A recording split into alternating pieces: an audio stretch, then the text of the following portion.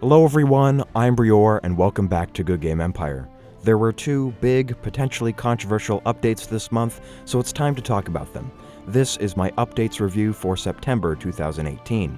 Let's begin by discussing the new event that is coming to Goodgame Empire, the Outer Realms.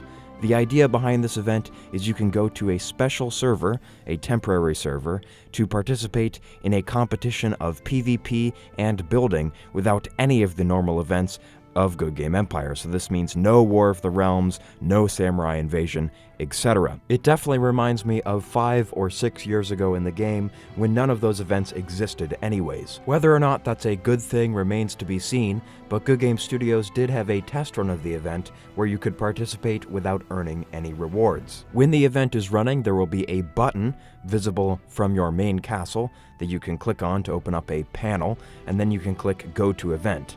That will actually disconnect you from the main server, returning you to the login screen, and then if it all works according to plan, you should reconnect to the event server and automatically be logged in as a user named brior.us1 or yourname.yourserver. I said that's if things go according to plan because oftentimes they didn't. Usually I needed to try 3 or 4 times just to log into my Outer Realms account, and for a while it was actually impossible to get over there, so I hope that the developers work things out before actually adding rewards to this event. As for the event itself, I'm kind of at a loss as for what to say, because it's just Goodgame Empire without any of the normal events. Will I make a tutorial video for this event?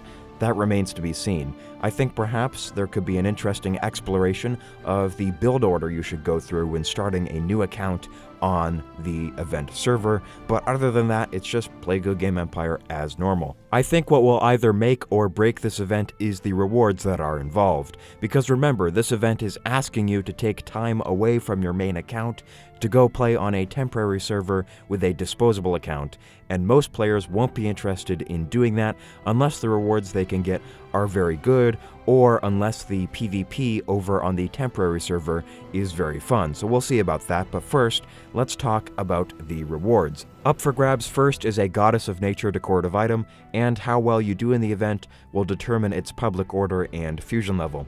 Next, we have some Wheel of Fortune tickets, or if you do better, you can get a base food production build item all the way up to level 15, but you'd have to be the victor to get something that powerful. You'll also be granted some catalysts that you can use to upgrade decorative items, and again, the better you do, the more powerful catalysts you will get.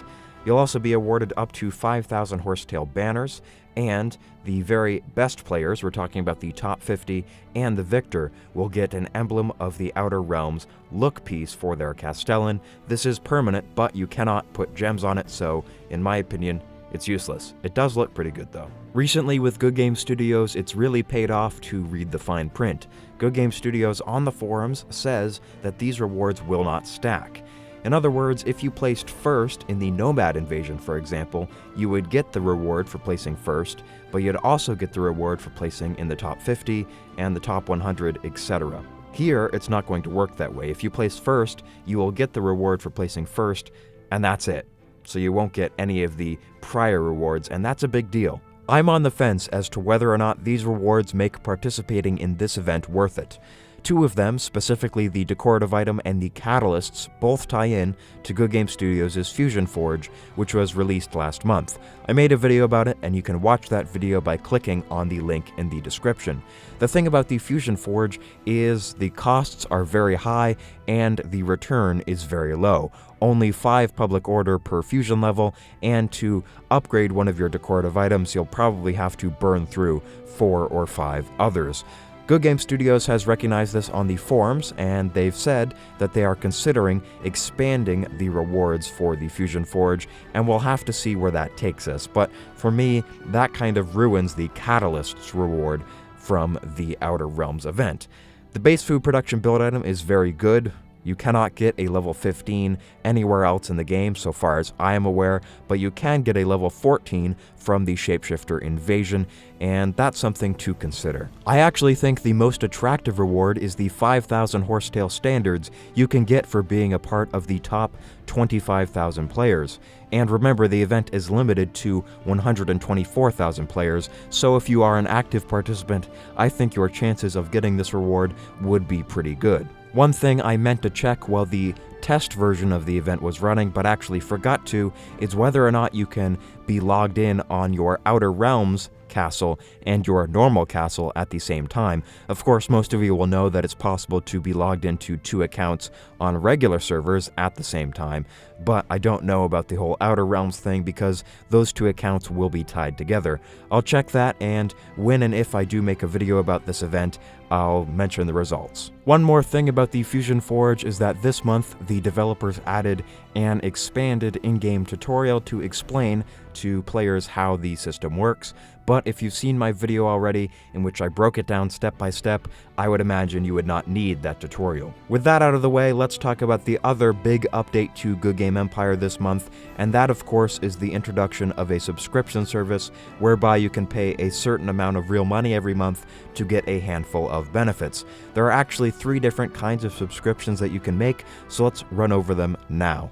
If you commit to paying $10 US per month to Goodgame Studios, you can get the following benefits: 15% faster recruitment, 40 extra units per recruitment slot, 10% cheaper construction, 2% fewer glory points lost per day, 10% extra production of food, wood, and stone, 10% bigger market barrows, 5 extra units per hospital slot, 100% faster tool production, 150% faster healing of troops in the hospital, 5% cheaper resource transport in the Great Empire, plus 100% chance of finding better equipment, 33% reduced cooldown against nomad and samurai camps, and 25% additional experience points earned in battle. You'll notice that a few of these bonuses are actually really good, and I'm not quite sure how I feel about that. Keep your eyes on the channel for an upcoming audio-only video in which I share my opinion with regards to a lot of the changes Goodgame Studios has made, but for today's video, I'm going to keep it more or less just objectively focused on the facts. If for some reason you feel like spending an extra $20 per month on Goodgame Empire, you can unlock 2 additional convenience features. The first is the automatic selling of equipment, and the second is the automatic retrieval of spy reports for various NPC targets. On the forums, I mentioned that I actually wasn't too bothered by either of these features, and I got laughed at, and I suppose now I understand why. It is a pretty insulting move for Goodgame Studios to take a feature that players have been requesting for years, and we're talking about the automatic selling of equipment here, and to put that feature behind a $20 per month paywall. In other words, it's because of Goodgame Studios' bad design that we players have to tediously sell equipment, and now Goodgame Studios has made it possible to handle that automatically, but they're going to charge us for just having access to that, and that is, as I said, pretty insulting. The automatic spy reports for NPC targets is a pretty powerful convenience feature. In fact, I would go so far to say it's not just about convenience. That could be game-changing because players will be able to send more attacks more quickly, and the players who have been sending attacks without sending spy reports will now be able to save a lot of mantlets if they just want to spend an extra 3 seconds setting up their attack. So I'll be interested to see who, if anyone, buys this subscription and how well they make use of it. Ultimately, I wish this wasn't a thing. Oh yeah, I said I was going to be objective with this video. Oops, well let's move on and take a look at the third kind of subscription, and that is an alliance subscription. For $5 a month, you can unlock the following benefits for all of the members of your alliance: 600 seconds extra construction time skip, 5% cheaper research costs, 10% faster research speed, an extra 125 public order in the main castle, and 50% faster army return travel speed. The thing about this kind of subscription is it stacks, meaning the more players in the Alliance who have purchased it, the more rewards everyone in the Alliance gets. So to recap, you can now spend $35 a month on subscriptions alone to Goodgame Empire, and that of course is in addition to how you can buy rubies, tools, troops, skips, currency boosters, seasonal boosters, ruby mints, booster tools, resources, experience, equipments, tickets, VIP points and time, and everything else. So once again, it seems like Goodgame Empire is becoming more favorable to players who pay money. Oh yes, being objective. Darn it. Goodgame Studios also published its plans on the forum for the rest of 2018, so let's take a look at what they intend to do with the game in the long run. It looks like we will be getting a fun event for Halloween in which we can steal the souls of other players, but of course, as you know, most Goodgame Empire players don't have souls, so I'm confused as to how that's going to work.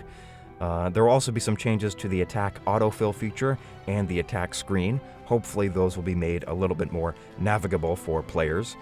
They're also going to change how sabotaging works, and there will be a new kind of event type thing called the Kingdoms League, and it will be very similar to all of the cross-server events they've done in the past, so in other words, that's pretty lame.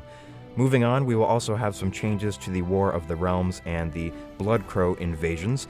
Namely, you will now be able to pay rubies, most likely, to re-roll the castles that you've got. So, you know how the castles that we've been getting recently for the War of the Realms and Bloodcrow invasions have been awful?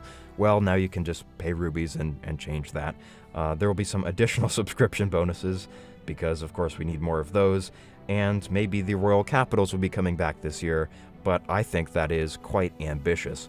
There might also be another round of changes to the Battle of Barrowmond. They want to make it so that you can actually win the event. That would be pretty cool.